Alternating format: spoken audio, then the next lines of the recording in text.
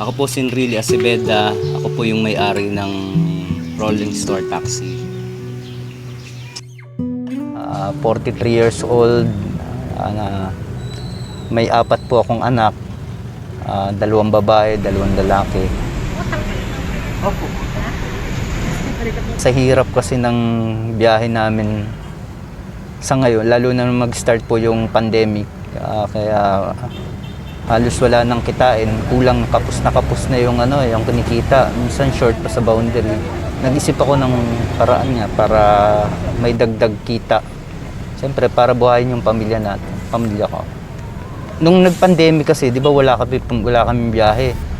Kaya ang binibenta ko lang yung mga face shield, bumibili ako ng mga face shield, face mask kasi nga yun ang kailangan. Kaya lang nung makabiyahe na ulit kami, sabi ko, try kong total nagtitinda na rin lang ako. Try ko yung mga pagkain.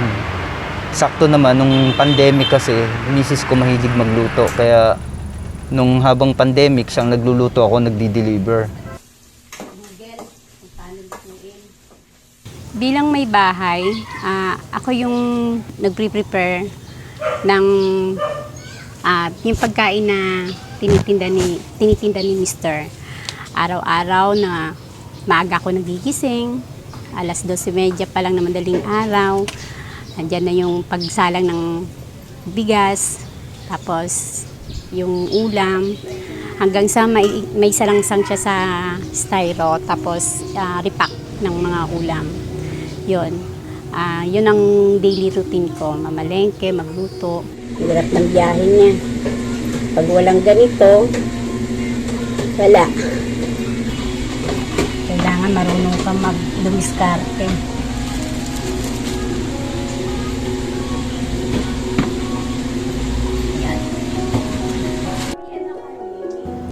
Ako medyo late niya ginigising kasi alam niya pagod, alam niya kaya pagkatapos na siyang magluto, gigisingin ako noon, maglalagay na ng kasi maglalagay siya ng pagkain sa mga styro, ng mga kanin. Ako maglalagay ng mga kutsara, tapos lalagay ko na din, ipiprepare yung mga pagkain. Tapos yun nga, etong sasakyan kasi, pagka may oras pa, nagka-car wash. Ako na rin kasi nagka-car wash nitong itong sasakyan. Tapos yun, pagka lahat ng madaanan kong gasoline station, para yung paninda. Tapos yun, sakta nga sa mga pilahan ng taxi. Sa gabi naman, ganun din, paikot-ikot lang sa ganun. Yun, pagka may magbabakanting oras sa tanghali, yung mga kailangan kong bilhin na kulang sa paninda ko, yun, ako na rin kasi nag-grocery yung mga paninda ko.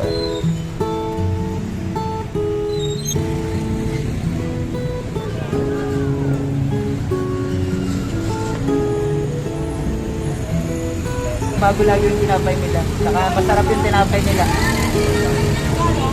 Masarap yung tinapay nila. Yung taxi ko daw, ginawa ko na daw sari-sari store. Marami ding nangungutya na tinatawanan ka. Kaya lang, siyempre 'di ba, hindi sa akin kasi sa akin kasi kahit na ano pang sabihin ng iba, kahit na maging katawa-tawa, ang sa akin lang, importante kasi sa akin yung kumikita ko para sa pamilya ko. Hindi ko na iniisip, kahit pa nung isipin ng iba, basta sa akin marangal yung ginagawa ko, hindi ako nakakapurwisyo ng iba.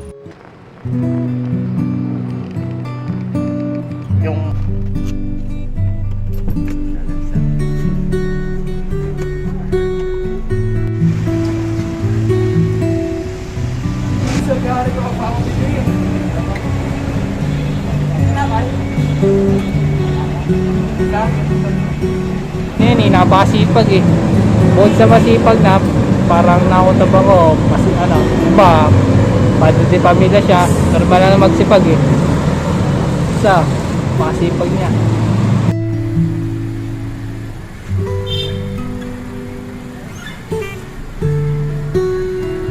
Laban lang kasi siyempre 'di ba, walang ibang inaasahan yung pamilya natin, lalo na sa kagaya kong ama. ama ng haligi ng tahanan. Sa akin lang, gampanan nating mabuti yung pagiging ama talaga. Kahit na anong hirap, laban lang kasi walang ibang asahan yung pamilya kundi ikaw lang eh. Gaya ko, 'di ba? Kung susuko ako, kung hirap ng biyahe yung iisipin ko, talagang parang gusto mong umatras kasi nga wala eh. Magpapagod ka lang, magpapagod ka maghapon, na wala kang kikitain, minsan abonado ka pa sa boundary. 'Di ba? Kung talagang ang iisipin mo yung pansarili mo lang na total wala, nagpapagod lang ako, ba't ka pa magpapakapagod na wala kang kinikita, 'di ba? Pero kung ang iisipin mo lagi yung pamilya mo na siyempre isipin mo walang ibang aasahan yung pamilya mo kundi ikaw lang. Kaya dapat bilang padre di pamilya, gawin mo yung best mo. Gawin mo yung best mo para sa pamilya mo.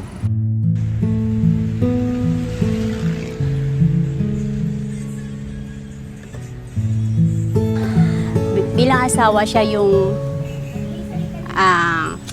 ano yan eh, malambing. Hindi lang bilang asawa, bilang ama. Malambing siya sa akin, lalo sa mga anak niya. Bilang ama, siya yung normally naman talaga bilang tatay o magulang, iisipin natin yung kapakanan ng mga anak natin, di ba? Siya, proud ako sa kanya kasi hindi siya nahihiya na magtinda. Naiiyak ako. Kasi di ba, yung iba ma-pride. Hindi nila kayang tumayo na bababa ng taxi para, kumbaga parang nag-aantay lang ng pasahero, ganun. Siya hindi. Hanggat nag-iisip niya kung ano pa yung pandagdag na may bibigay niya sa amin na pamilya niya. Siya yung lahat ng maisip niya na pwede niyang itinda. Bilang ama, hindi mo siya makitaan ng yung para sa sarili lang niya. Pagkain, laging iisipin niya ang mga anak niya. Yung isusubo na lang niya, ibibigay niya sa mga anak niya. Kahit nasa biyahe yan, tatawag yan para, kumain na ba kayo? Imbis na kami, na ako, ang anak niya, magtatanong sa kanya kung paano, kamusta biyahe, ganyan. Siya yung nagtatanong sa amin kung okay ba kami dito sa bahay, ganyan. Yun, proud kami sa kanya kasi kahit pagod na siya, hindi mo siya makikitaan ng reklamo. Hindi mo siya makikitaan ng panghinaan. Ayaw niya. Ayaw niya nakikita namin siya na nanghihina kasi ang sa kanya, sa amin lang siya kumukuha ng lakas. Sa amin lang siya, makita lang niya kami masaya. Masaya na rin siya. Panganay ko, graduate ng banking and finance. Si Erika. Mother namin siya ngayon. Yung panganay, may sarili ng pamilya. Yung pangalawa naman namin, nagtatrabaho. Nagtatrabaho habang nag-aaral din.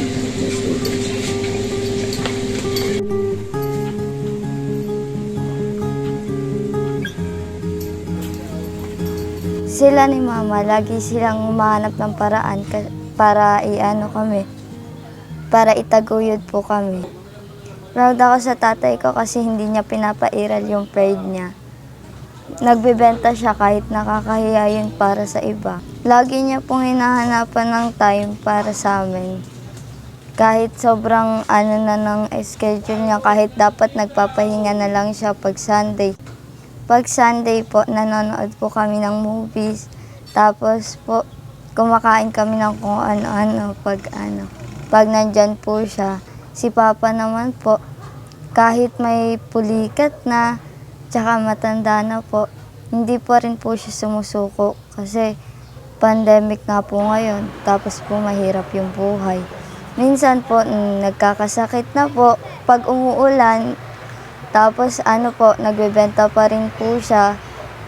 Tapos kahit may sakit na po siya, gumigising pa rin po siya sa madaling araw.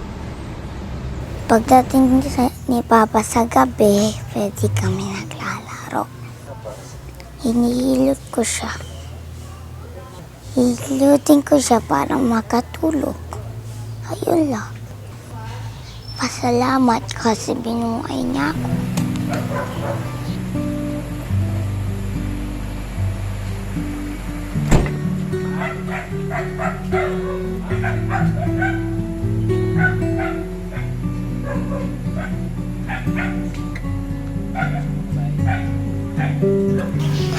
Masasabi ko lang po, may pamilya tayo, laban lang.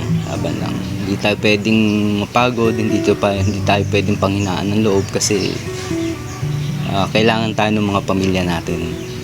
Kaya dapat kahit anumang kaharapin nating pagsubok, kagaya itong pandemic, laban lang tayo, maging manalig lang tayo sa Diyos, maging matatag sa lahat ng mga pagsubok na dumadaan. Lalo na nga ngayong pandemic, laban lang, basta kapit lang sa Diyos. Yun lang naman ang ano natin eh. Kahit na ano pang pandemic yung kaharapin, basta may pananalig tayo sa nasa itaas. Hindi naman tayo pababayaan.